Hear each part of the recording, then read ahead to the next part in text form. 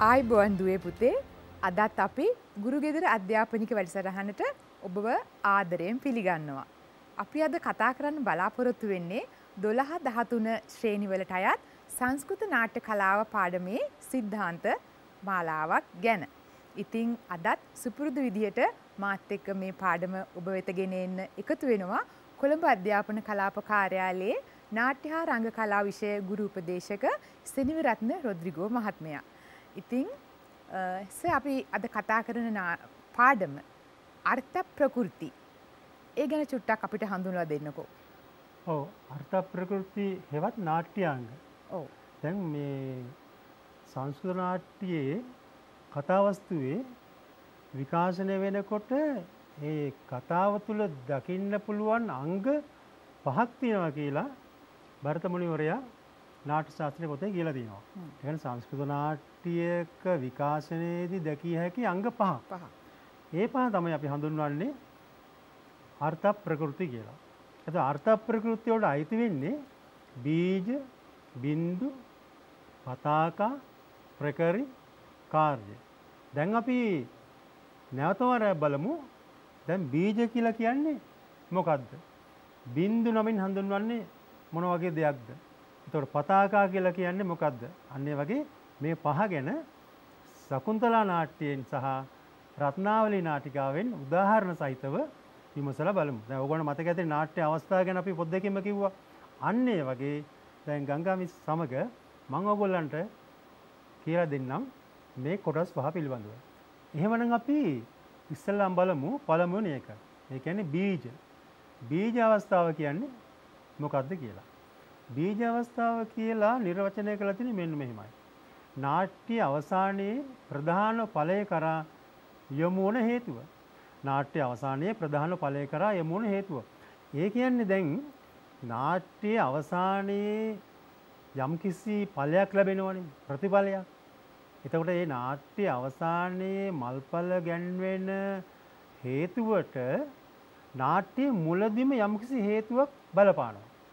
ඒ කියන්නේ ඒක තියෙන්නේ නාට්‍ය මුල බීජ අවස්ථාව තියෙන්නේ.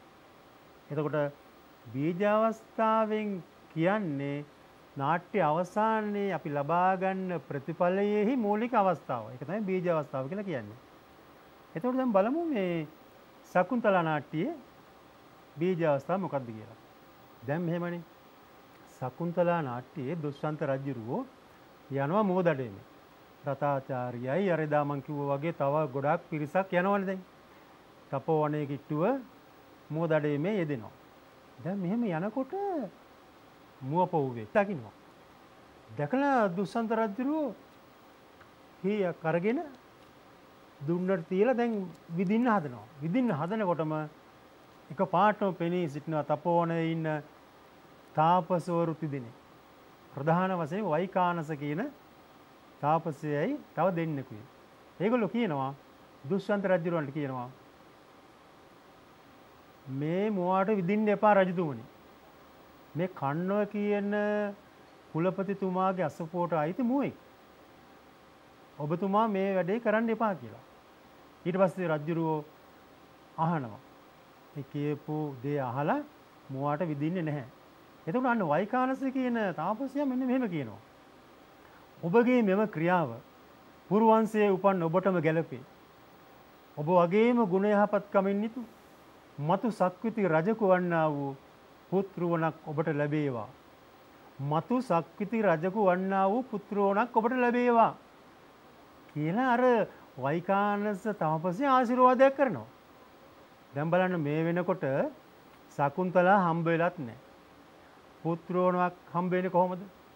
නේද? මේ තාම මේ නිශ්චිතව කියන්න බෑ මේ මොකද්ද උනේ කියලා. නමුත් මේ කරපු ආශිර්වාදේ තමයි නාට්‍ය අවසානයේ මල්පල ගැන්විලා දුෂ්යන්ත රජතුමයි ශකුන්තලයි පුතයි එකට එකතු වුණේ. ආන්න එහෙමනම් මේ නාට්‍ය අවසානයේ ඉටු වෙන ඵලය සඳහා හේතු වුණේ මොකද්ද? මේ වෛකානස කියන තාපසයා ආශිර්වාදය කරපු එක. එහෙමනම් මේ බීජ අවස්ථාව තමයි ශකුන්තලා නාට්‍යයේ උදාහරණයකට ගන්න පුළුවන්. එතන අපි බලමු දැන් මේ රත්නාවලී නාටිකාවේ බීජ අවස්ථාව මොකක්ද කියලා පැහැදිලි කරලා දෙන්නකෝ. ඔව් රත්නාවලී නාට්‍යයේදී රත්නාවලී කුමරිය උදේන් රජතුමාට සරණ පාවලා දෙන එකනේ අමාත්‍යවරුන්ගේ බලාපොරොත්තු වෙන්නේ. ඉතින් එතනදී ඇයව විවාහ කරලා දීලා එවනවා උදේන් රජතුමාගේ රාජ්‍යයට. ඒ එන අතරතුර ඇය මූදුපත් වෙලා විනාශ වුණයි කියලා ඇගේ දෙමව්පියන් දැනගන්නේ. ඉතින් මෙන්න මෙහිම තැනක් මේ නාට්‍යයේ සූත්‍රධාර නාට්‍ය ආරම්භයේදී සූත්‍රධාර විසින් මේ ඉංගිය සපයනවා. ඒක තමයි මේකේ බීජ අවස්ථාව විදිහට තියෙන්නේ. සූත්‍රධාරයි නටිය අතර ඇති වෙනවා මේ සංවාදය. සූත්‍රධාර මෙහිම කියනවා. මේ රජවරු සේරමින රත්නාවලි නාට්‍ය බලන්න ආසාවෙන් ඉක්මනට වෙසවලාගෙන සූදානම් වෙලා එන්න. නටිය එතකොට මෙහිම කියනවා. ස්වාමි පුත්‍රය ඔබ නම් බර සේරගෙම්ම දැන් නිදහස් වෙලා ඉන්නේ. ඉතින් ඔබට කොහොම නටන්න ගයන්න බැරිද? නමුත් මම මහ කාල කන්නේ ගෑණියෙක්. මට උන්නේ එකම කෙල්ලයි. ඔබ ඒකිට නොදන්න බොහෝම ඈත රටකට දීග දෙන්න තීන්දුව කළා. ඒකි මේ තරම් ඈත රටක ස්වාමියෙක් එක්ක විවාහ වෙලා කොහොම ඉන්නවද කියලා කල්පනා කරලා මගේ සීයත් විකල් වෙලා මට මොන නැටුම් ගැයුම්ද? ওই වෙලාවේ සූත්‍රධාර මෙහිම කියනවා. සොඳුර ඈත ඉන්න කෙනෙක් වුණත් මොකද මෙන්න මෙහෙම කියලා තියෙනවනේ කියලා පොඩි කවියක්. ඒ කවියේ මේ නාට්‍යයේ සම්පූර්ණ අර්ථය තියෙනවා. සමුදුරු පත්‍රෙහි හෝ අන් දිවයින නැතහොත් ලොව සිව් කොනැවූ නමුදු කිසිවෙකු හට අභිමත දෑ ඉරණම අනුවම සිදුවෙයි කොද සැකයක් එහි. ඔන්න ඔය ආකාරයෙන්. මෙන්න මේක තමයි නාට්‍යයේ බීජ අවස්ථාව මතු කරන කවිය. ඒ කියන්නේ අර ඊට පස්සේ තමයි සාගරිකයි උදේනයි එකතු වෙන්න මේ මුල පිරිවෙන්නේ. මුල පුරන අවස්ථාව. ඒකෙන් පොඩි ඉංගියක් දුන්නා නේද? ඉංගියක් තමයි දෙන්නේ. හරි. අන්න ඒ වගේ අර නාට්‍ය ආරම්භයේදී පස්සේ වෙන්න යන තියෙන එක ගැන පොඩි ලුහුඩින් සඳහන් කරනවා. ඒක තමයි බීජ අවස්ථාව කියලා කියන්නේ. දැන් ඕගොල්ලන්ට පැහැදිලි වෙන්නේ නැති. ඊට පස්සේ අපි බලමු බින්දු කියන්නේ මොකක්ද කියලා. දැන් මෙහෙමනේ බින්දු අවස්ථාව කියන්නේ නාට්‍යයේ ප්‍රධාන අරමුණ ඉටු කර ගැනීමට යාමේදී බාධක පැමිණ එය බිඳී ගිය විට නැවත පණ ගන්වන්නේ බින්දු විසිනි. නාට්‍ය ප්‍රධාන අරමුණ ඉටු කර ගැනීමට යාමේදී බාධක පැමිණ ඒ බිඳී ගිය විට නැවත පණ ගන්වන්නේ බින්දු විසිනි. මොකද නාට්‍ය ප්‍රධාන අරමුණ කාගේද? කතානායකයාගේ හෝ නායිකාවගේ ප්‍රධාන අරමුණක් තියෙනවනේ දැන්. එදෙන එකතු වෙන අරමුණක් තියෙනවා. අන්නේ අරමුණ ඉටු කරගන්න යාමේදී ගොඩක් බාධක එනවා. දුක්ඛම් කටවලට මුහුණ දෙන්න වෙනවා. එතකොට මොකද වෙන්නේ? මේ දෙන්නගේ අරමුණ විසිරලා ගිහිල්ලා මේ දෙන්නේ සම්බන්ධයට බාධා එල්ල වෙනවා. ඉතින් මේ දෙන්න දෙපැත්තකට වෙනවා. අන්න එතකොට මොකද? කවුරු හරි කෙනෙක් ඇවිල්ලා කුමන හෝ බලවේගයක් ඇවිල්ලා මේ දෙන්න ආයසරයක් සම්බන්ධ කරනවා. අන්නේ අර එන බලවේගයට තමයි බින්දු කියලා කියන්නේ. දැන් ඕක භරතමුනි කියනවා ජලයට වැටුණු තෙල් බින්දුවකට සමාන කරලා තිනවා. ඒ කියන්නේ ජලයට තෙල් බින්දුවක් වැටුනහම මේක කුඩා අංශු වලට පාවෙලා විසිරලා යනවා ඉදිරියට. අන්න ඒ වගේ මේ බින්දු කියන අවස්ථාවෙන් තමයි නාට්‍ය ක්‍රියාව ඉස්සරහට අරගෙන යන්නේ. දැන් බින්දු කියන අවස්ථාව නැත්තම් එහෙම නාට්‍ය යන හිටිනවා. යන හිටිනවා කියන්නේ මොකද්ද? එක තැන නවතිනවා. එහෙනම් කවුරු හරි ඕනේ මේකට උදව්වක්. අන්න අර උදව්වට එන එක්කෙනා තමයි බින්දු කියලා කියන්නේ. දැන් බලන්නකෝ මේ සකුන්තලා නාට්‍යය. සකුන්තලා නාට්‍යයේ දැන් අර සාපයක් කරලා දුෂ්යන්ත රජුරවන්ට අමතක වෙලා සකුන්තලාව. එතකොට සකුන්තලා කොච්චර ගියත් රජුරව හම්බෙන්නේ එයා පිළිගන්නේ නැහැ. දැන් මේ දෙන්න එකතු වෙන්නේ නැහැ. එතකොට කවුරු හින්දාද එකතු වුනේ? අර දීවරයාගේ සිදුවීම හින්දා. දීවරයාගේ සිදුවීම හින්දානේ අර මුද්ද හම්බ වෙලා ඊට පස්සේ යාව රජුර ගාවට ගෙනහිල්ලා මුද්ද රජුර දැක්කේ. එහෙනම් මේ දීවරයාගේ සිදුවීම තමයි හොඳම උදාහරණය සකුන්තලා නාට්‍යයේ බින්දු කියන නාට්‍ය අංගෙට. ඒ කියන්නේ අර්ථ ප්‍රකෘතියට. දැන් අපි බලමු මේ රත්නාවලී නාටිකාවේ මේ බින්දු කියන අවස්ථාව යෙදෙන්නේ කොහොමද කියලා. ඔව්.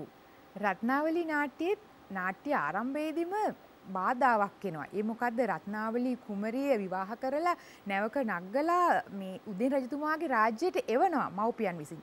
ඒ එන අතරමඟදී නැව මුහුදුපත් වෙනවා. මුහුදුපත් වෙලා රත්නාවලී කුමරිය විනාශයට පත් වෙයි කියලා හිතෙන්නේ. නමුත් ඇය ලෑලි කෑල්ලක ආධාරයෙන් මේ සාගරයේ පිහිනලා පාවි ඇවිල්ලා කොහොම හරි වෙරළකට ගොඩ එනවා. ඒ ඇවිත් කොසඹෑ දේශයේ හිටපු වෙලෙන්දෙක් ඇගේ කරේ තිබුණු මැණික් මාලෙන් අඳුර ගන්නවා මේ රත්නාවලි කුමරි කියලා. ඔන්න අර බාධා වෙලා නැවත ඒකට උපකාරය වෙනවා මේ ගොඩට එන්න. ඒ ඇවිත් ඇයව බාර දෙනවා යව්ගන්ධරායන අමාත්‍යයට. එතකොට යව්ගන්ධරායන අමාත්‍ය මෙයාව ගිහිල්ලා බාර කරනවා බිසවට. බිසව කොහොම හරි ඇයව මාලිගාවේ රඳවගෙන ඉඳලා ওই ආකාරයෙන් හරි නැවත මේ දෙන්නගේ ප්‍රේමය හට ගන්නවා. ප්‍රේමයට බාධා ඇති වෙනවා. ඉතින් මේ සාගරිකා උදේන් රජතුමාව දැක්ක මොහොතෙත් එවැනි තැනක් තියෙනවා. ඒ තමයි බිසව අනංග දේවයන් පුද ලබන වෙලාවේ සාගරිකා මෙතන ගිහිල්ලා අනංග දේවයන්ට පුද දෙන්නේ උදේන් රජතුමා අනංගයා කියලා හිතාගෙන. හැබැයි ඒ වෙලාවේ ගායන ශිල්පීන්ගේ ගායනයක් මාර්ගයෙන් කියනවා මේ රජතුමා කියලා. ඔන්න සාගරිකා රජතුමා අඳුන ගන්නවා. ඒ ආකාරයෙන් බිඳු අවස්ථාව නාට්‍ය පුරාම තියෙනවා. තව තැනක සුසංගතා චිත්‍රපලකයේ ඇඳලා බොහොම ශෝකයෙන් ඉන්න සාගරිකව දකින්නවා සුසංගතා. සුසංගතා කියන්නේ සාගරිකාගේ මිතුරිය. ඇය මොකද කරන්නේ? චිත්‍රපලකයේ අරගෙන දකින්නවා මේ ඇඳලා තියෙන්නේ වෙන කවුරුත් නෙමෙයි උදේන් රජතුමා කියලා. එයා අහනවා මේ කාවද ඔබ ඇන්ද කියලා. එයා කියනවා අනංග දේවයානන්මයි ඇන්ද කියලා. මෙයා දන්නවා අනංග දේවයා නෙමෙයි මේ කියලා. එයා මොකද කරන්නේ? එහෙනම් අනංග දේවයාගේ ළඟින් මම රති දිව්‍යාංගනාවත් අඳින්නම්කෝ කියලා මොකද කරන්නේ? එයා උදේන් රජතුමා ළඟින් අඳිනවා සාගරිකාගේ රූපය. ඉතින් මේ දෙන්නා මෙතෙන්ට වදුරලක් ඇවිල්ලා කලබලෙන් මේ චිත්‍රය මෙතන දාලා යනවා. ඒ වෙලේ තමයි රජතුමා මෙතෙන්ට ඇවිල්ලා මේක දකින්නේ. ඉතින් කොහොම හරි මේ සුසංගතා ආපහු සෙලාවක කෙහෙල්ලු වෙන මැද්දෙන් ගිහිල්ලා රජතුමාට සාගරිකාව මුණ ගස්සනවා. මේ වගේ බාධක ඇති වෙනවා. නැවත ඒ බාධාව මැඩගෙන රජතුමාට කෙසේ හෝ සාගරිකාව ලබා දෙන්නම තමයි මේ නාට්‍ය පිටපත ගලාගෙන යන්නේ. හොඳ උදාහරණයක් කිව්වා අපිට හොඳට මතක තියාගන්න පුළුවන් ඕගොල්ලන්ට විභාගයට ලියන්නවත් අර අනංගයාට පුද පූජා පවත්වන්න වාසුදත්ත බිසවයි උදේ රජුරි ඇවිල්ලා ඉන්නවා. ඔව්. එතකොට සාගරිකා හිතා ඉන්නේ මේ ඇත්තටම අනංගයා කියලානේ. අනංගයා. හැබැයි අර ඒ වෙලාවේ අර ගාන ශිල්පීන් කිව්ව වන්දිබට්ටියෝ නේ. වන්දිබට්ටිය ඇවිල්ලා සින්දුවක් කියනවා. අන්න මාලිගාවට දුෂ්වන්ත රජුරු හමු වෙන ප්‍රත්‍යන්ත රාජ්‍යවල රජගොල්ලෝ ඇවිල්ලා රජතුමනි මේ මාලිගාවට එන්න කියලා. අන්න රජතුමනි කියලා කියවුණානේ. ඔව්. අන්න එතනදී සාගරික දැනගත්තා මේ ඉන්නේ උදේන රජුරෝ කියලා. තමන් විවාහ කරලා දීලා යපු උදේන රජතුමා කියලා. එතකන් එයා හිතන් හිටියේ අනංග දෙවියන් කියලා. හරි හරි. එහෙනම් අර වන්දිබට්ටිය ගායනේ තමයි බිඳු අවස්ථාව. බිඳු අවස්ථාව විදිහට උදව් කරේ බාධාව මැඩ ගන්න. හරි. අන්න ඒ වගේ ඔයගොල්ලන්ට දැන් මේ නිර්දිෂ්ට ග්‍රන්ථ දෙකක්ම ඉගෙන ගන්න තියෙනවානේ. රත්නාවලී නාටිකාවයි සකුන්තලයි. මේ දෙකෙන් මොකක් හරි හොඳට මතක තියාගන්න ඕනේ.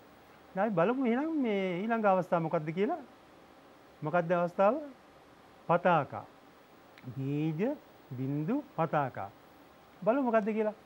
නාට්‍යයේ අංක කිහිපයක් පුරා පැතිර පවත්නා අප්‍රධාන වස්තුව පතාකා නම් වේ. අන් පාත්‍රයන්ගේ පරාර්ථකාමී ක්‍රියාවන් මෙයට අයත් වේ. අනුසුයා ප්‍රියංවදාගේ කාර්යය ඔන්න බලන්නකෝ. නාට්‍ය අංක කිහිපයක් පුරා පැතිර පවත්න අප්‍රධාන වස්තුව තමයි පතාකා කියලා කියන්නේ. දැන් මේ පතාකා කියලා කියන්නේ එතකොට අපි බලමු සකුන්තල නාට්‍ය විදූෂක ඉන්නවා. අනුසුයා ඉන්නවා. ප්‍රියංවදා ඉන්නවා. ඒගොල්ලන්ගේ එකම අරමුණ මොකක්ද? දැන් ප්‍රියංවදාගේ අනුසුයාගේ එකම අරමුණ සකුන්තලාගේ මේ ප්‍රේම සම්බන්ධයට උපරිම උදව් කිරීම. ඒක තමයි ප්‍රධාන අරමුණ. හැබැයි ඒගොල්ලෝ එහෙම කළා කියලා කිසිම ලාභ ප්‍රයෝජනයක් බලාගෙන නෙමෙයි උදව් කරන්නේ. ඇත්තටම ප්‍රාර්ථකාමී අදහසින්. එතකොට ඒගොල්ලන්ගේ කාර්යභාරය අනුසුයා ප්‍රියංවදා හැම අංකිකම වගේ ඉන්නවා. නාට්‍ය ගොඩාක් ඒගොල්ලන්ගේ කාර්යභාරය විකාශනය වෙලා තියෙනවා. එතකොට මේ පතාකාවල කාර්යය තමයි කතා නායකයාටයි කතා නායිකාවටයි උදව් කරමින් නාට්‍ය පුරා සිටීම සහ ඔවුන්ගේ අරමුණ ඉටු කරගන්න තම හදවතින්ම උදව් කරනවා. ඔන්න පතාකා කියලා කියන්නේ අන්න ඒගොල්ලන්ට එතකොට.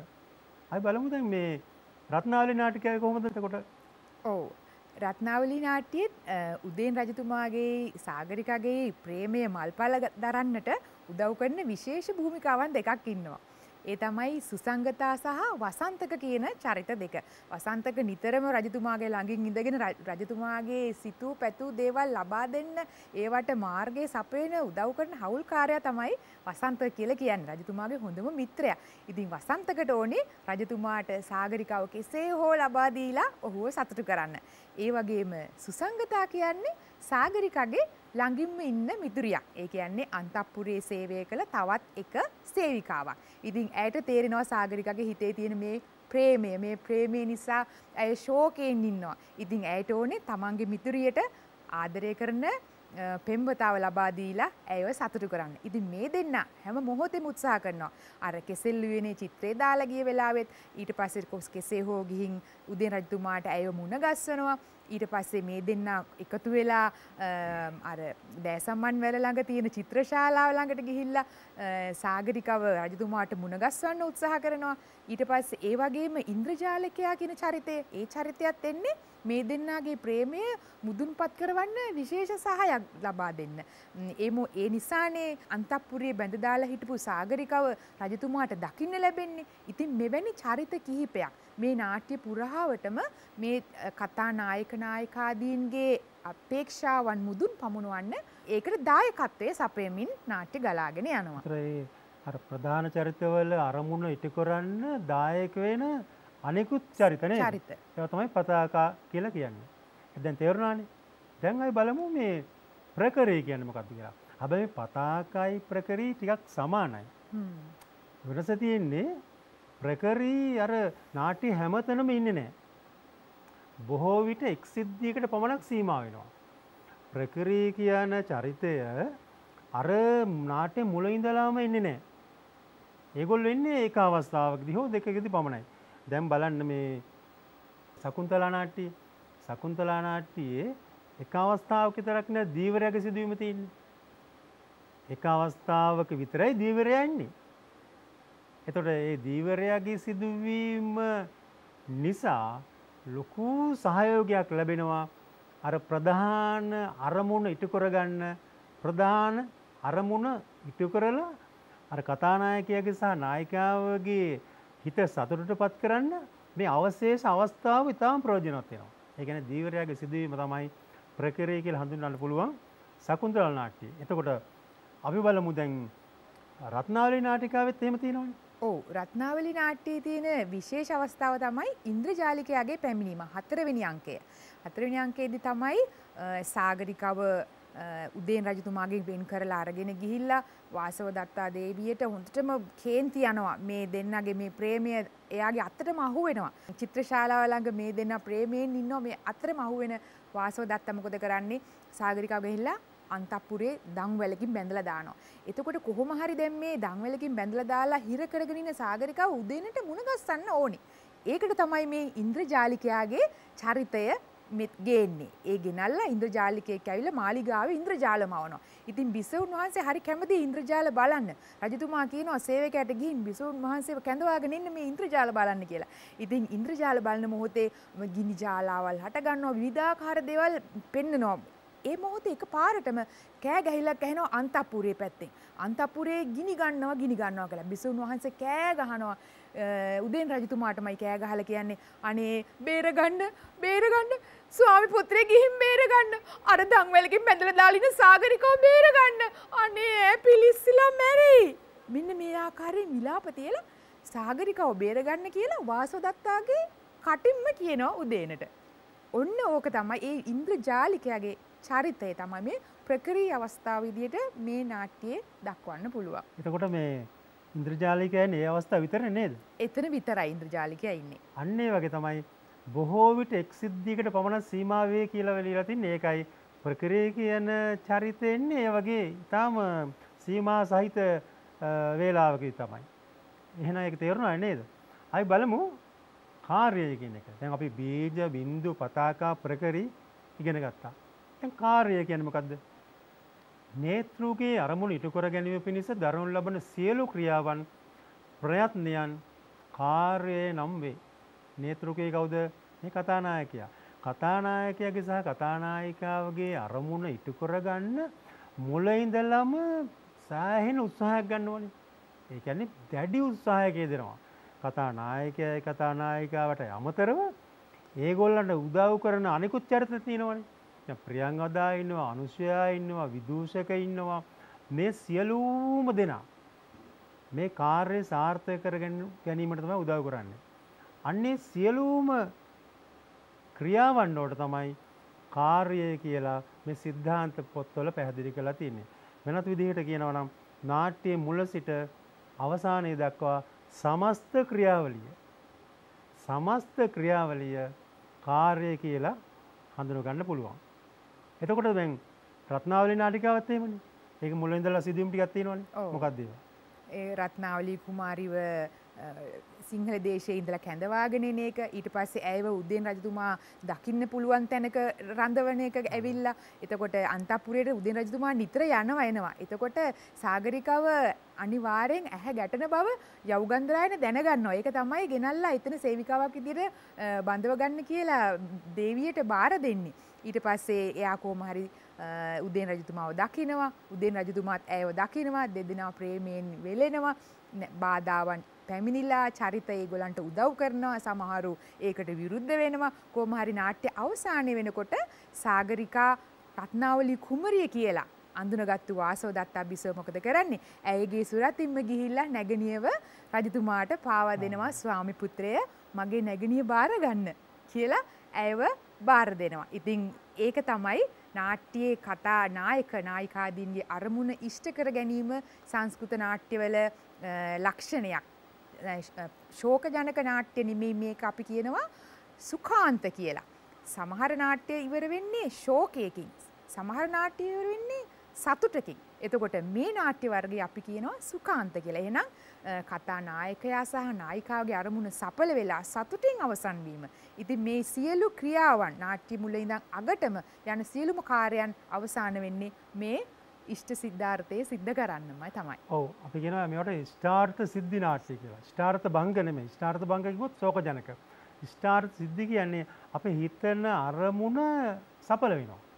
එතකොට එහෙනම් අර නාට්‍ය අවසානයේ සිද්ධ වෙන්න සඵල වෙන සිද්ධවීම හා බැඳුණු මුලින් ඉඳලා බැඳුණු ක්‍රියාවලියක් තියෙනවා. අන්නේ ක්‍රියාවලියට තමයි කාර්ය කියලා කියන්නේ.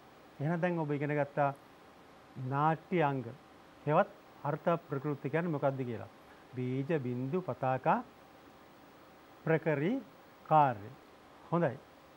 එහෙනම් අපි බලමු තවත් අලුත් මාතෘකාවක් පිළිබඳව. මොකක්ද අපි දැන් ආයි කියලා දෙන්න මාතෘකාව. ඔව්. සංස්කෘත නාට්‍ය සිද්ධාන්තවල තියෙන අර්ථෝපක්ෂේප කියන එක. අර්ථෝපක්ෂේප ක්‍රම. සංස්කෘත නාට්‍යවල තියෙනවා මේ සිද්ධාන්ත කොටසට උගන්වන්න අර්ථෝපක්ෂේප ක්‍රම කියලා. මේවත් හරිම සංකීර්ණ වුණාට හරිම සරලයි නේද? ඔව්. ඒත් මේ වචන ඇහුවාම ටිකක් දරුවන්ට මේ මතක තියාගන්න අමාරුයි. මට මේක තේරෙන්නේ නැහැ, පැහැදිලි නෑ වගේ අර්ථයක් එනවා මේ වචන ටිකක් අපිට සමීප නැති නිසා වෙන්නේ නැති මම හිතන්නේ. අන්න ඒකයි. දැන් බලන්නකෝ අර මේ ලංකාවේ කෝලම්සකුරි නාටකම් වගේ නන් නේද? ඒ ටක් ගාලා අපිට මතක හිටිනවා. දැන් මේවා අර්ථෝපක්ෂේප ක්‍රම කිව්වම මොකද්ද? සමහරලාට අර අපි කියන්නේ දිව උලුක් වෙනවා කියලා නේද? අන්න ඒ වගේ වචන තමයි මේක ළමයෙකුට කියවා ගන්නත් අමාරුයි, මතක තියා ගන්නත් අමාරුයි. එතකොට ළමයි හිතනවා අනේ මට නම් මේ පාඩම හරි අමාරුයි, මට මේක මතක තියාගන්න බැහැ කියලා ළමයි මේක අතහරින පාඩමක්. හැබැයි හරි සරලයි. ඒක හොඳින් වටහා ගත්තොත් ඒක සරලව මතක තියාගෙන ඕගලන්ට විභාගෙදී ලකුණක් ලබා ගන්න පුළුවන්. ඒ නිසා අපි සර්ත් එක්ක එකතු වෙලා ඔබට ඒක පැහැදිලි කරලා දෙන්න උත්සාහ කරනවා. අර්ථ උපක්ෂේප. මම හිතනවා ඊට ඉස්සෙල්ලා හොඳයි නේද ගංගාමිස් අපි බැලුවොත් මේ ඇයි මේ අර්ථෝපක්ෂේප ඕන වෙන්නේ කියලා නේද? ඔව්. ඒක දැනගන්න එපා. ඒක මෙහෙම එකක් තියෙනවා. අර්ථෝපක්ෂේප ක්‍රම කියලා කියන්නේ දැන් සංස්කෘත වේදිකාවේ පෙන්වන දේවල් වලට අපි කියනවා මේ ප්‍රයෝජ්‍ය කියලා. හරිද? ප්‍රයෝජ්‍ය කියලා. ප්‍රයෝජ්‍ය. පෙන්වන දේවල්. පෙන්වන දේවල්. ඒ කියන්නේ කරලා පෙන්වන්න පුළුවන් දේවල්. ඒවට ප්‍රයෝජ්‍ය. හැබැයි සංස්කෘත වේදිකාවේ කරලා පෙන්වන්න බැරි දේවල් තියෙනවා. අනේ බැරි දේවල් වලට කියනවා සූච්‍ය කියලා. ඒ කියන්නේ මේ කරලා පෙන්වන්න බැරි දේවලුත් තියෙනවද? අම්මෝ ගොඩාක් දේවල් තියෙනවා කරලා පෙන්වන්න බෑ. දැන් අපේ නාට්‍යවල නම් අපේ ලංකාවේ ගොඩාක් දේවල් කරනවනේ වේදිකාවේ. ගොඩාක් දේවල් කරනවා. භාරත මුලේ කියනවා එහෙම කරන්න බෑ. මෙන්න මේවා කරන්න බෑ. මොනවාද කරන්න බැරි? එකක් කියන්න බලන්න. මරණයට හෝ කෙනෙකු වදයට පත් කිරීම. අන්න හරි. මරණය හෝ කෙනෙකු වදයට පත් කිරීම. ඒ කියන්නේ මරණ දේවල් කාරු හරි වද හිංසා කරන දේවල් පෙන්වන්න බෑ. දැන් ග්‍රීක නාට්‍ය කලාවෙත් එහෙමනේ. ග්‍රීක නාට්‍ය කලාව. ලේහලා ගැලීම් වගේ ඒවා මරණ දර්ශන පෙන්වන්න බෑ. ඒතකොට සංස්කෘත නාට්‍යවලත් එහෙමයි.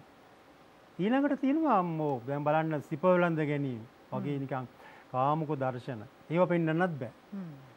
තව එකක් තියෙනවා යුද්ධ කලකෝලහල. යුද්ධ කලකෝලහල කරන්න ගියාම එයා නිකන් බලන්න මිනිස්සු විනෝදෙටනේ ඇවිල්ලා ඉන්නේ. දැන් යුද්ධ කලකෝලහල කරගන්න යනකොට ගහ ගන්න එනවා, ලේහලා ගන්න එනවනේ. නේද? අනික ගොඩාක් මිනිස්සු ඕන වෙනවනේ දර්ශන වලට. ඒකින්ද භරත මුනි කියලා තියෙනවා ඒවා පෙන්වන්න එපා කියලා. තව එකක් තමයි දුර බැහැර ගමන් යාම. දුර බැහැර ගමන් යන්න පුළුවන්. හැබැයි යන හැටි පෙන්න හිටියොත් එහෙම පැය ගණන් යනවා ඉවරයක් නැහැ.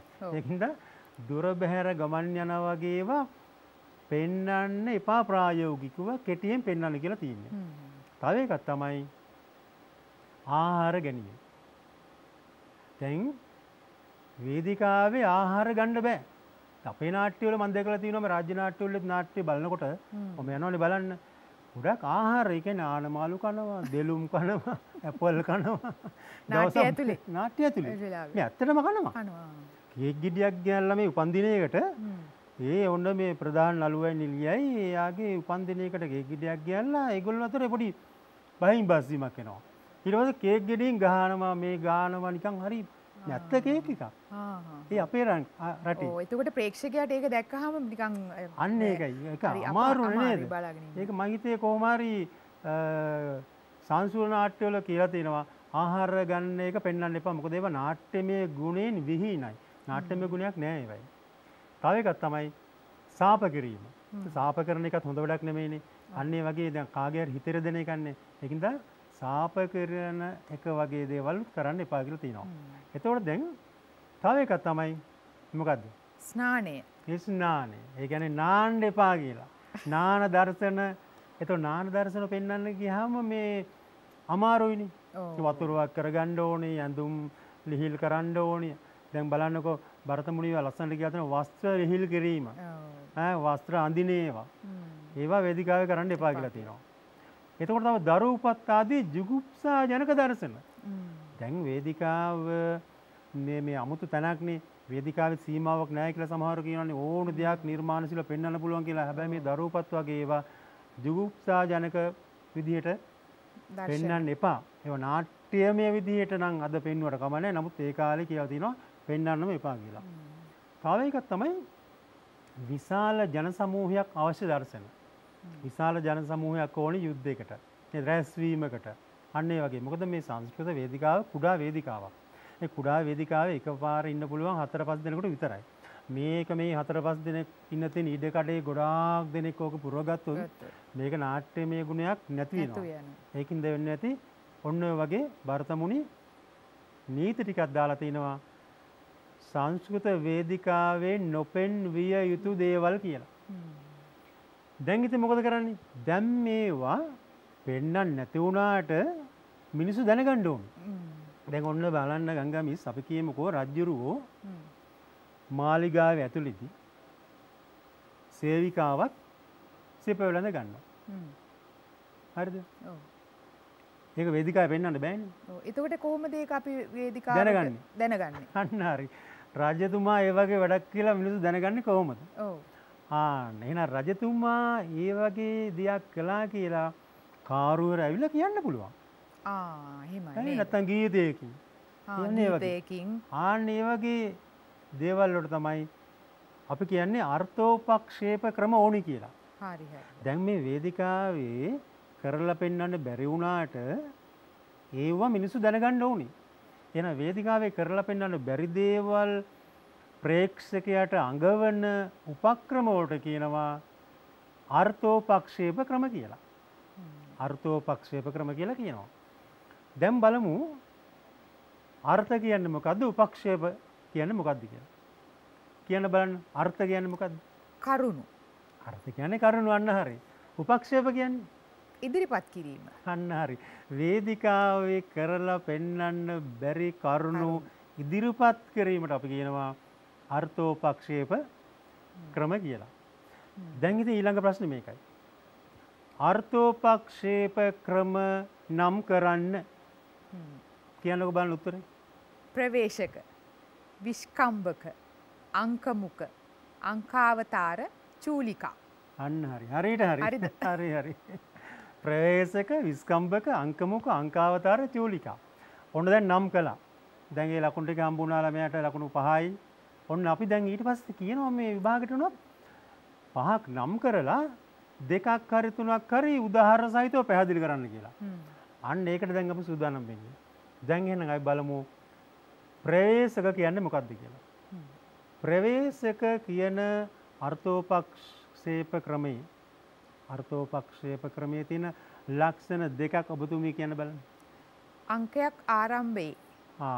එහෙනම් මේ ප්‍රවේශක අවස්ථාවක් ඉන්නේ අංකයක් ආරම්භයේ. ආරම්භයේ. හොඳයි ඊළඟට අදම චරිත පමණයි මේකේ තියෙන්නේ. ආපෝ අදම චරිත කියන්නේ මොනවද? අපි ඒක මේකට කියන්නත් බැරුණා. අදම චරිත පොඩ්ඩක් හඳුනා දුන්නා නම් හොඳයි නේද? අදම චරිත කියන්නේ මෙහෙමයි ගංගා මිස්. දැන් මෙතන උත්තම මධ්‍යම අදම කියලා චරිත වර්ග තුනක් තියෙනවා. උත්තම චරිත තියෙනවා, අදම චරිත තියෙනවා. ඔන්න වගේ චරිත වර්ග තියෙනවා. අන්න එහෙනම් මේ ප්‍රවේශක කියන කුඩා කොටසේ පෙනී ඉන්නේ අදම චරිත පමණයි. ඊළඟට තියෙනක මොකද්ද? ප්‍රාකෘත කතා කරයි නේද? ප්‍රාකෘත කියන්නේ සංස්කෘත භාෂාව තියෙනවා, ප්‍රාකෘත තියෙනවා, සෞරසේනී තියෙනවා, ප්‍රාච්‍යා කියලා එකක් තියෙනවා. කුඩා භාෂාවන් තියෙනවා. දැන් මේ සංස්කෘත නාට්‍යවල විශේෂ ලක්ෂණයක් තමයි ඒ තමා අයිතිවන වර්ගයට වෙන භාෂාවක් තියෙනවා. දැන් අපි කියමු දුෂ්යන්ත රජුරු කතා කරන රජ කෙනෙක් ඉන්නේ. එයා උත්තම චරිතයක්. එයා සංස්කෘත කතා කරන්නේ. හැබැයි ගත්තොත් එහෙම විදූෂක වගේ එයා කතා කරන්නේ ප්‍රාච්‍යා කියලා භාෂාවක්. එතකොට විවිධ භාෂා වර්ග මේකේ තියෙනවා. විවිධ භාෂාවන් මිශ්‍ර වෙලා තියෙන්නේ. ඒත් මිනිස්සු හැම භාෂාවම දැනගෙන ඉන්න ඕනේ. දැනගෙන ඉන්න වෙනවා. නැත්තම් නාට්‍ය ගැන අවබෝධයක් ගන්න බෑ. අවබෝධයක් ගන්න බෑනේ. දැන් බලන්න අපේ රටේ එහෙම නැහැනේ. ඒකනේ. අපේ රටේ කතා කරන එකම භාෂාවක් තමයි කතා කරන්නේ. අපේ රටේ මේ චරිත අනුව භාෂාවන් වෙනස් වෙන්නේ නැහැ. අපි කියමු දැන් මේ අපේ රටේ ඉන්නවා කියලා මාතර පැත්තේ කෙනෙක්. ඒතර එයා මාතර විදිහට කතා කරන්නේ නැහනේ. නෑනේ. උඩ රට ඉන්නවා උඩ රට විදිහට කතා කරන්නේ නැහනේ. අපි දැන් ප්‍රවෘත්ති කියන්නේ ඔය රේඩියෝ එකේ ගුවන් විදුලියේ ඔක්කොම එක භාෂාවක් තියෙනවා. හැබැයි මේ සංස්කෘත නාට්‍ය වල එහෙම නැහැ. එහෙනම් ප්‍රවේශක කියන කුඩා දර්ශනේ පෙනේ ඉන්නේ අය කතා කරන්න ඕනි අනිවාර්යයෙන් මොන භාෂාවද? ප්‍රාකෘත භාෂාව. ඊළඟ එකක් තමයි අංක දෙකක් අතර පමණයි මේ ප්‍රවේශක කියන දර්ශනයක් තියෙන්නේ. අංක දෙකක් අතර පමණයි යෙදෙන්නේ. එහෙම නැත්නම් මේ ප්‍රස්තාවනාවයි පළවෙනි අංකය අතර එහෙම යෙදෙන්නේ නැහැ. අන්න ඒක හොඳට මතක තියාගන්න. දැන් මේ ප්‍රවේශක කියලා කියන්නේ එතකොට වේදිකාවේ කරලා පෙන්වන්න බැරි දෙයක් ප්‍රේක්ෂකයට අඟවන කුඩා දර්ශනයක්. තාම කුඩා දර්ශනය රංගපෑම් නෑ මේවයි. මේ වචන විතරයි තියෙන වාචික අභිනය පමණයි තියෙන්නේ. මේ නාට්‍ය අංක දෙකක් අතර දෙන්නෙක් එනවා ඉක්මනට මේ කරලා පෙන්වන්න බැරි දෙයක් කතා වෙනවා යනවා. එතකොට ඒකෙන් විස්තරයක් වෙනවා ප්‍රේක්ෂකයාට මේ මුනේ මොකද්ද කියලා විස්තරාත්මකව ප්‍රේක්ෂකයා අවබෝධ කරගන්නවා. අවබෝධ කරගන්නවා. දැන් ඔය 6 වෙනි අංකයේ ආරම්භයේ සකුන්තලා නාට්‍යයේ තියෙනවා හොඳ ප්‍රවේශකයක්. ඒක ඉතින් මේ ඉතිහාසගත වෙන ප්‍රවේශකයක්. ඒ කියන්නේ අර දීවරයාගේ සිදුවීම තියෙන්නේ. දීවරයාගේ සිදුවීමේදී නගරපාලකයි තව ආරක්ෂකයෝ දෙන්නෙකුයි අර මේ කවුද මේ මසුන් මරන්න නේද? දීවරයා අල්ලගෙන යනවා. අල්ලගෙන ගිහිල්ලා මාලිගාව ඉදිරියේ තියලා අතුලට යනවායි නගරපාලක. නගරපාලක අර මුද්දත් අරගෙන යනවා. මුද්දත් අරන් ගිහිල්ලා මේ මුද්ද රජුරෝ දැකපු එක රජුරෝ දැකලා ඒක මොනවාද කළේ? එයාට මොන වගේ හැඟීමක්ද පහළ වුණේ? ඔක්කොම මොනවද පෙන්වන්නේ? පෙන්වන්නේ ඇවිල්ලා කියනවා. අන්න ප්‍රවේශකය කියන්නේ වේදිකාව පෙන්වන්න නැතිව කියන ක්‍රමයන්නේ. ක්‍රමය. එහෙමනම් දැන් ඕගොල්ලන්ට තේරුණානේ. අර මාලිගාවේ ඇතුළට යන ඒවා රජුරුව මුද්ද දකින්න ඒවා මොනවද පෙන්වන්න අවශ්‍ය නැහැ කියලා කාලිදාස හිතලා තියෙනවා. ඔව් රජුරුව තෑගි දීපු තරම ඒ සියල්ල ගෙනල්ලා කියනවනේ නේද? අන්න ඒ වගේ ප්‍රවේශකයකින් කරන්නේ වේදිකාවේ පෙන්වන්න බැරි දේවල් අඟවන එක. අපි බලමු ඊළඟට විස්කම්බක කියලා තව එකක් තියෙනවා. ප්‍රවේශක විස්කම්බක. විස්කම්බක කියලා කියන්නේ මේක ලක්ෂණ කිහිපයක් කියන්නකෝ. ඔව්. ප්‍රස්තාවනා සහ ප්‍රථම අංකය. අන්න හරි. ප්‍රස්තාවනාව සහ ප්‍රථම අංකය අතර විස්කම්බකය යෙදෙන්න පුළුවන්. හැබැයි ප්‍රවේශකයක් යෙදෙන්නම ඉස්සෙල්ලා කිව්වා අංක දෙකක් අතරේ විතරයි. ඔව්. විස්කම්භක කියන අවස්ථාව එහෙම නෙමෙයි. ප්‍රස්තාවනාවයි ප්‍රථමාංකයයි අතරේ යෙදෙන්නත් පුළුවන්. ඒ කියන්නේ ඒ දර්ශනයේ මැද්දේ.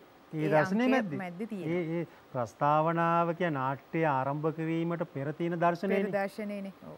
ඒ දර්ශනයයි පළවෙනි අංකයේ අතරේ විස්කම්භකයක් යෙදෙන්න පුළුවන්. ඔන්න බහුවර්ණ වලට අහන්න පුළුවන්. අහන්න පුළුවන්. හැබැයි ප්‍රවේශකයක් එහෙම යෙදෙන්නේ නැහැ. ඒක දෙකක් අතර විතරයි යෙදෙන්නේ. අංක දෙකක් අතර විතරයි යෙදෙන්නේ. ඊළඟට තියෙනවා විස්කම්භක වල වර්ග දෙකක්. එකක් කියන්නකෝ. සුද්ධ විස්කම්භක. සුද්ධ විස්කම්භක හරියට හරි. සුද්ධ විස්කම්භකයක් කියන්නේ මේකයි. දැන් මේ විස්කම්භක කියන්නේ අංක දෙකක් අතර තියෙන පොඩි වෙලාවක් තියෙන පොඩි දර්ශනයක්නේ. එතකොට ඒ දර්ශනයේ ඉන්න කට්ටිය කතා කරන්නේ ඔක්කොම සංස්කෘත භාෂාව නම්. ඔක්කොම කතා කරන්නේ සංස්කෘත භාෂාව. ඔව්. එතකොට අපි කියනවා සුද්ධ විස්කම්භකයක් කියලා. හැබැයි ඊළඟට මිශ්‍ර විස්කම්භකයක් කියලා හෙවුත් තියෙනවා. සමහර නාට්‍යවල එහෙම තියෙනවා.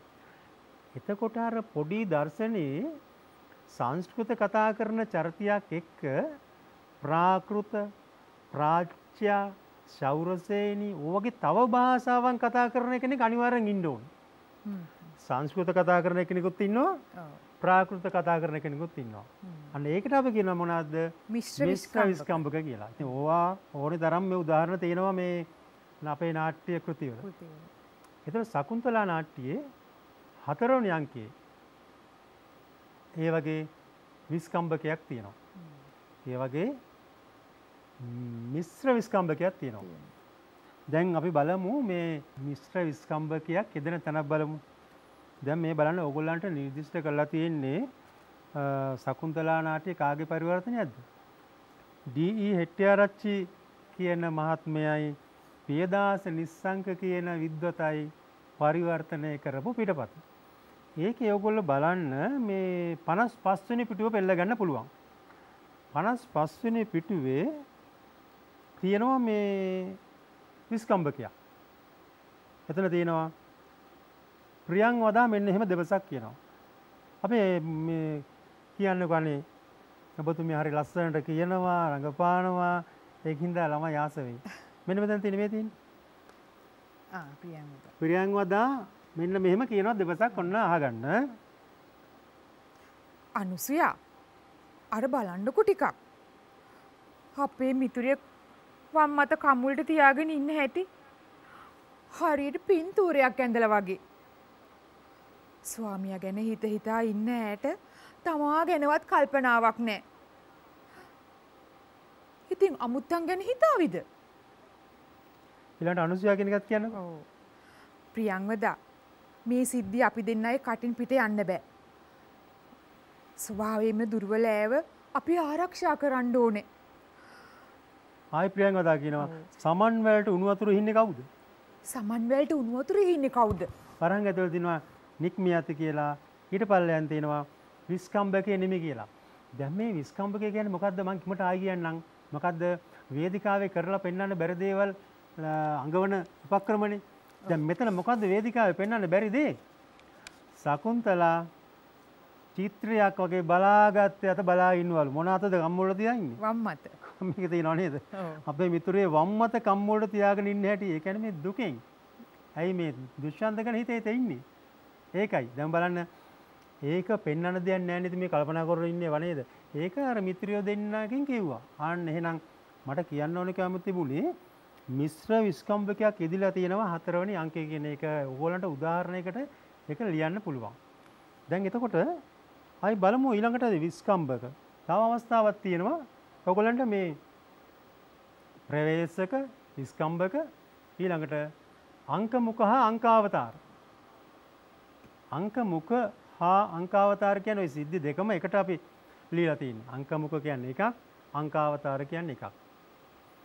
දැන් බලමු අංක මුඛ කියන එක ලක්ෂණයක් කියන බලන්න අපේ මිස්. අංකයක් අවසානයේ බැඳී ඇත. දැන් බලන්න අංක මුඛ කියලා කියන එකයි අංකාවතාර කියන එකයි මේ අපේ නාට්‍ය අංක තියෙනවනේ. අපි කියන ජවනිකා කියලා. ඒ අංකයක වෙන් කරලා ගන්න බෑ. ඒ අංකයේම අන්තිම කොටස තියෙන්නේ. දැන් මම ඉස්සෙල්ලා කිව්වා ප්‍රවේශක විස්කම්භය කියලා. ඒක ඔන්න අංක ඉවරයි. ඊට පස්සේ වෙනම පොඩි මේ දර්ශනයක් නේ. නාඩියක දෙකක දර්ශනයක්නේ. දැන් මේ අංක මුඛ හා අංකාවතාර කියන එක එහෙම වෙන් කරන්න බෑ. අංකයකටම බැඳිලා තියෙන්නේ. හරිද? දැන් අංක මුඛ කියන්නේ මෙහෙමයි. අංක මුඛ කියන අවස්ථාවේදී එක අංකයක ඔන්න ඉන්නවා චරිත ටිකක් ඉන්නවා. චරිත ටිකක් ඉන්නවා. ඒ චරිත ඊළඟ අංකයේ මුල එන චරිත පිළිබඳව මතක් කරනවා. අංක මුඛය කියන්නේ ඒකයි. ඔන්න දැන් මේ අංකයේ ඉන්න චරිත කිහිපයක් අපි හිතමුකෝ චරිත දෙකක් තුනක් ඉන්නවා කියලා. ඒගොල්ලෝ ඊළඟ අංකයේ මුල ඉන්න චරිත පිළිබඳව ඇඟවීමක් කරනවා. ඔක තමයි අංක මුඛ කියන්නේ. ලොකු දෙයක් නෙමෙයි. ඒ කියන්නේ ඊළඟට සිද්ධ වෙන යන සිද්ධිය පිළිබඳව ප්‍රේක්ෂකයාට යම්කිසි ඉඟියක් සැපීම. හරියට. ඒකට ප්‍රේක්ෂකයාට අවබෝධය ලැබෙනවා ඊළඟට වෙන්න සිද්ධියේ පිළිබඳ යම්කිසි සරල අවබෝධයක්. සරල අවබෝධයක් ලැබෙනවා ප්‍රේක්ෂකයාට මේක වටහා ගන්න පහසු වෙනවා. පහසු වෙනවා. ඊළඟට බලන්න අංකාවතාර. දැන් ඔන්න අංකාවතාර කියන එකට හොඳ උදාහරණයක් තියෙනවා අපේ වෝටර්ස්ගේ පොතේ. මාලවිකාග්නි මිත්‍ර කියලා නාට්‍යයක් තියෙනවා කාලිදාසයන්ගේ. ඒ කියන්නේ මාලවිකයි අග්නිමිත්‍ර රජුරුවන්ගේ ප්‍රේම සම්බන්ධය තමයි එකකින් කියවෙන්නේ. ඒ නාට්‍යයේ එක දර්ශනයක එක අංකයක රජුරුව ඉන්නවා, බිසව ඉන්නවා, විදූෂක ඉන්නවා, කෞශිකී කියලා මෙහෙණියෙකුත් ඉන්නවා. ඔන්න දැන් ඒ අංකයේ අග ඒගොල්ලෝ ඉඳගලා කියනවා ඊළඟ අංකයේ තියෙන නැටුම් තරංගයක් බලන්න අපි යනවා කියලා. ඊළඟ අංකයේ තියෙන නැටුම් තරංගයක් බලන්න අපි යනවා කියලා. ඊළඟ අංකේ පටන් ගන්නකොට මෙන්න රජ්ජුරුවයි බිසවයි විදූෂකයි කෞශිකී මෙහෙණියයි අර නැටුම් තරංගේ බල බල ඉන්නවා. දැන් තේරෙනවද වෙනස? ඔව්. අංකාවතාරකදී අර එක අංකයක හිටපු කට්ටිය සියලු දෙනාම ඊළඟ අංකේ මුලත් ඉන්නවා. හැබැයි අංක මුඛයේදී එක අංකයක අග හිටපු චරිත නැහැ වෙන කට්ටියක් ඉන්නවා ඊළඟ මේ ජවනිකාවේ මුල. එහෙමනම් අංකාවතාර කියන එකේදී කාලය ගත වුණා කියලා දැනෙන්නේවත් නැහැ. ඉක්මනින් කාලය ගියා කියලා අඟවනවා ඒකෙදී. ඉක්මනින් කාලය ගියා. හැබැයි මේ අංකේ ඉන්න අයමනේ අතන ඉන්නේ. හැබැයි අංක මුඛයේදී එහෙම නෙමෙයි. කාලය ගොඩක් ගත වුණා කියලා දැනෙනවා. මොකද වෙනම කට්ටියන් ඉන්නේ. භාගදම් මෙතන හිටපු කට්ටියගෙන් එකිනෙක දෙන්නෙක් ඉන්නත් පුළුවන්. තව අලුත් කට්ටිය ගොඩක් ඉන්නවා. ඒක නිසා අංක මුඛ හා අංකාවතාර කියන්නේ ඔන්න ඒ විදිහට පැහැදිලි කරගන්න පුළුවන් වෙන්න ඕනේ. ඊට පස්සේ බලමු චූලිකා කියන්නේ මොකක්ද කියලා. මේක මේ පැහැදිලි කරන්න මම හිතනවා දැන් අපි කතා කළා වැඩි. පොඩ නාට්‍ය කොටසක් කරලා පෙන්නමුද? කරමු. උදව් කරනවද මට? කරන්න. දැන් මෙහෙමයි. චූලිකා කියන්නේ සකුන්තලා නාට්‍යයේ 4 වෙනි අංකයේ ආරම්භයේදීම තියෙනවා චූලිකා කියන අර්ථෝපක්ෂේප ක්‍රමනේ. අර්ථෝපක්ෂේප ක්‍රමය. චූලිකා කියලා කියන්නේ නේපත්‍යාගාරයේ ඉඳලා කරන නොඑක් ඇඟවීම. දැන් අපි බලමු 4 වෙනි අංකයේ පෙළ ගන්න 4 වෙනි අංකයේ මුල 53 වෙනි පිටුව. දැන් ඔයාට වෙනවා පොඩ්ඩක් රඟපාන්න. මට රඟපාන්න වෙනවා. ඔන්න දැන් බලමු. දැන් පුතේ දුවේ ඔයගොල්ලෝ දන්නවා දූර්වාස ශීර්ෂිවරයා කියන්නේ කවුද කියලා. එයානේ අර සකුන්තලාට සාප කළේ. දවසක් දූර්වාස ශීර්ෂිවරයා මේ තපෝවනේ යවිදින ගමන් එනවා කන්න ඍෂිවරගේ අසපුවට. මේ වෙලාවේ කන්න ඍෂිවරයා නැහැ. හැබැයි වෙනදාට මේ දූර්වාස ශීර්ෂිවරයා ආපුවාම ඉක්මනට ගිහලා සකුන්තලා පාදෝවණේ කරලා වාඩි වෙන්න කියලා ගොඩක් සත්කාර කරනවා. නමුත් අද මේ දූර්වාස ශීර්ෂිවරයා ආවා.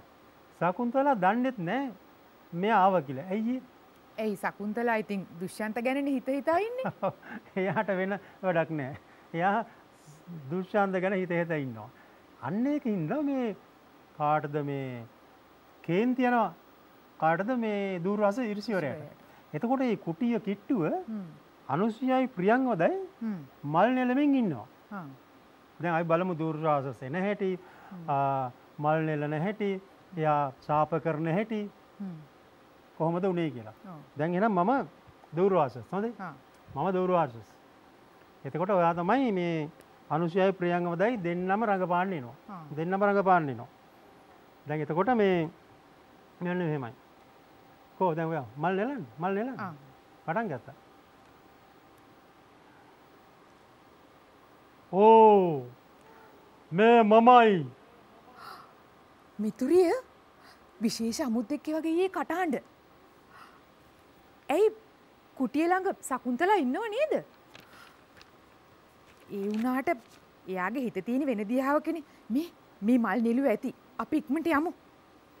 මෙසේ සිටින කල ඇඳුම් ගෙයි එම්බල අමුත්තන්ට නොසලකන කෙල්ල. අපොයි ලොකුයි පත්තියකුයි මේ සිද්ධ වුණේ. සකුන්තලා සීනති කමින් කාට හරි පිදී උත්තේකට ඇති. ඇතිද?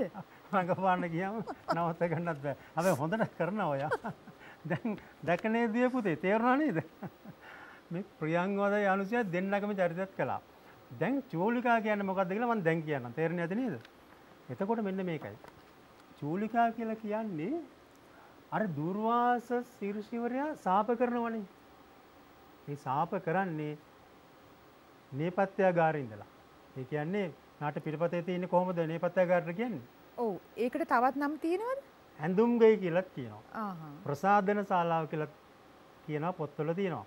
ඇඳුම් ගෙයි කියලා තමයි මේ පිටපතේ තියෙන්නේ. පිටපතේ තියෙන්නේ. ඔව් එතකොට දැන් බලන්න අර මේ 4 වෙනි අංකයේ මුල ආපු චූලිකාවක්නේ. චූලිකාව කියන්නේ අර කිව්වනේ සාප කරන එක පෙන්වන්නේ නැහැ වේදිකාවේ. එහෙනම් වේදිකාවේ පෙන්වන්න බැරි දේවල් ප්‍රේක්ෂකයට අඟවන ක්‍රම තමයි අර්ථෝපක්ෂේප ක්‍රම කියලා කියන්නේ. චූලිකා අර්ථෝපක්ෂේප ක්‍රමය කියන්නේ අර දුර්වාස ශිර්ෂිවරය පෙනේ නැතිව වේදිකාවේ අර නේපත්‍යාගාරේ ඉඳලා එහෙම නැත්නම් ඇඳුම් ගෙයි ඉඳලා අර කරන ශබ්ද විතරයි. ඒ ශාප කිරීම වේදිකාවේ ප්‍රසිද්ධිය කරන්න එපා කියලා තියෙනවනේ. ඒ නිසා ඇඳුම් ගෙයි ඉඳගෙන ඒ ශබ්දයෙන් දෙබස කියනවා. ඒකනේ අර මං කිව්වේ එම්බල අමුත්තන්ට නොසලකන කෙල්ල. ඔහොම ඉතින් කියන්නේ නැති ඒ රංගපාන නළුවා කටහඬ විතරයි නේද? ඔව්. ඉතින් ලස්සනට කියන්නේ නැති මේ අපි කියනවා වගේ නෙමෙයි. සංස්කෘත නාට්‍ය කියන්නේ දෘශ්‍ය කාව්‍ය. ඒ කියන්නේ බලලා කවියක් වගේ. ඒ කියන්නේ කිසිම අමාරුවක් නැහැ. බලන්න ආසයි. දැන් මේ ලංකාවේ වුණත් බලන්න රත්නාවලි නාට්‍ය පෙන්නනවනේ. ඒකවල සකුන්තලා කියලා නාට්‍ය පෙන්නනවා. ඒක බලන්න ගියාම හරිම සෞන්දර්යාත්මකයි. හරිම මේ පැය දෙක තුන කාලය යනවා දැනෙන්නේ නැහැ. ඔයගොල්ලෝ බලන්න සකුන්තලා නාට්‍ය, එතකොට රත්නාවලි නාට්‍ය ලංකාවේ තියෙනවා. එහෙම නැත්නම් ඉතින් අපි එකම නාට්‍යයක් බල ඉන්නේ නැතුව නේද? සංගමිස්. අත්දැකීමක් ගන්න ඕනේ. එහෙමනම් ඉතින් චූලිකා කියන අර්ථෝපක්ෂේප ක්‍රමය ගැනත් ඔයගොල්ලෝ හොඳටම අවබෝධ කරගන්න ඇති කියලා අපි දෙන්න හිතනවා. ඉතින් දුවේ පුතේ එහෙමනම් දැන් අර්ථෝපක්ෂේප ක්‍රම කියන්නේ මොනවද? අර්ථෝපක්ෂේප ක්‍රම අවශ්‍ය උනේ ඇයි? එතකොට ඒ අර්ථෝපක්ෂේප ක්‍රම නම් කිරීම, එතකොට ඒ නම් කරලා ඒවා එකක් පාසා විස්තර කිරීම කියන මාතෘකා සියල්ලම ඔයගොල්ලන්ට පුළුවන් වෙන්නේ නැති. ඔයගොල්ලන්ට දැන් අනිවාර්යයෙන්ම ප්‍රවේශක, විස්කම්බක, අංකමුක, අංකාවතාර, චූලිකා කියන පහෙන් ඇහුවොත් ප්‍රශ්නයක් ඔයගොල්ලන් ලියා ගන්න පුළුවන් වෙයි. එතකොට දැන් අද අපි කලේ සංස්කෘත නාට්‍යයේ සිද්ධාන්තවල එන ඉතාම වැදගත් මාතෘකාවක්. නේද ගංගමිස්? ඔව් ගොඩක් වෙලාවට අපේ දරුවන්ට අමාරුයි කියලා හිතන, අපහසුයි කියලා හිතන වැදගත් මාතෘකාවක් බොහොම සරලව අපේ සෙනවිස ඔයගලන්ට කියලා දුන්නා. මම හිතනවා අපේ දූල පුතාලට ඒක වඩාත් පැහැදිලි වෙන්න ඇති කියලා උදාහරණ සපයමින් අපි මේ කරපු ක්‍රියාව. එහෙනම් දුවේ පුතේ අදත් අපේ සංස්කෘත පාඩම මෙතකින් ඉවර කරනවා. නැවත දවසක් තවත් සංස්කෘත නාට්‍ය කලාවට අදාළ වැදගත් මාතෘකාවක් කතා කිරීමට අපි එනවා කියලා පොරොන්දු වෙන අතරේ මේ පාඩම නැවතත් channel NIE YouTube එක මගින් බලන්න කියලා ආරාධනා කරමින් අපි දෙන්න ඕගොල්ලන්ගෙන් සමගන්නවා. සියලු දෙනාටම ආයිබෝවන්.